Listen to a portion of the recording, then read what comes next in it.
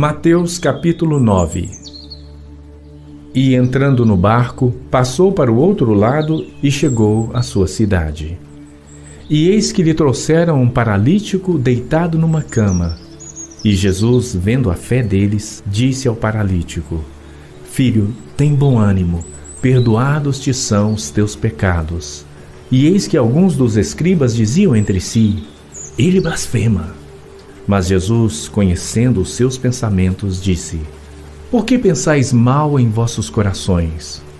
Pois qual é mais fácil, dizer: Perdoados te são os teus pecados, ou dizer: Levanta-te e anda? Ora, para que saibais que o Filho do Homem tem na terra autoridade para perdoar pecados, disse então ao paralítico: Levanta-te, toma a tua cama e vai para a tua casa. E levantando-se, foi para a sua casa. E a multidão, vendo isto, maravilhou-se e glorificou a Deus, que dera tal poder aos homens.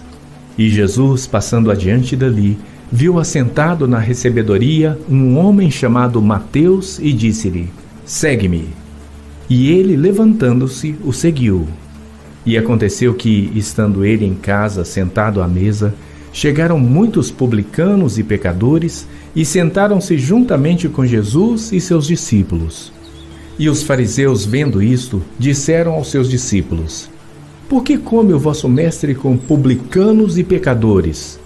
Jesus, porém, ouvindo, disse-lhes: Não necessitam de médico os sãos, mas sim os doentes. Ide, porém, e aprendei o que significa: misericórdia quero e não sacrifício. Porque eu não vim chamar os justos, mas os pecadores ao arrependimento. Então vieram a ele os discípulos de João, dizendo: Por que jejuamos nós e os fariseus muitas vezes, e os teus discípulos não jejuam? E disse-lhes Jesus: Podem porventura andar tristes os filhos das bodas, enquanto o esposo está com eles? Dias, porém, virão em que lhes será tirado o esposo, e então jejuarão. Nem se deita vinho novo em odres velhos. Aliás, rompem-se os odres e entorna-se o vinho, e os odres estragam-se.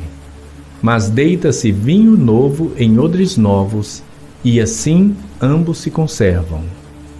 Dizendo-lhes estas coisas, eis que chegou um chefe e o adorou, dizendo: Minha filha faleceu agora mesmo, mas vem, impõe-lhe a tua mão e ela viverá. E Jesus, levantando-se, seguiu ele e os seus discípulos.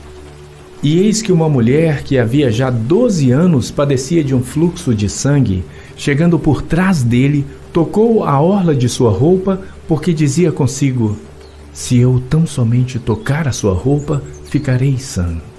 E Jesus, voltando-se e vendo-a, disse: Tem bom ânimo, filha, a tua fé te salvou. E imediatamente a mulher ficou sã. E Jesus, chegando à casa daquele chefe, vendo os instrumentistas e o povo em alvoroço, disse-lhes: Retirai-vos, que a menina não está morta, mas dorme. E riam-se dele. E logo que o povo foi posto fora, entrou Jesus e pegou-lhe na mão, e a menina levantou-se. E espalhou-se aquela notícia por todo aquele país. E partindo Jesus dali, seguiram-no 2 cegos, clamando e dizendo: Tem compaixão de nós, filho de Davi. E quando chegou à casa, os cegos se aproximaram dele. E Jesus disse-lhes: Credes vós que eu possa fazer isto?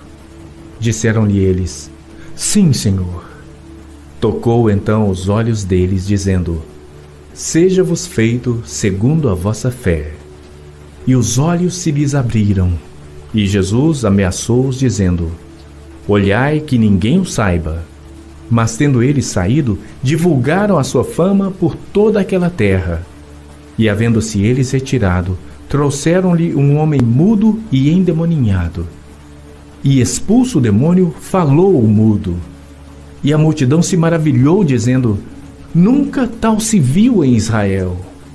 Mas os fariseus diziam: Ele expulsa os demônios pelo príncipe dos demônios. E percorria Jesus todas as cidades e aldeias, ensinando nas sinagogas deles e pregando o evangelho do reino e curando todas as enfermidades e moléstias entre o povo. E vendo as multidões, teve grande compaixão delas, porque andavam cansadas e desgarradas, como ovelhas que não têm pastor. Então disse aos seus discípulos: a ceifa é realmente grande, mas poucos os obreiros. Rogai, pois, ao Senhor da ceifa que mande obreiros para a sua colheita.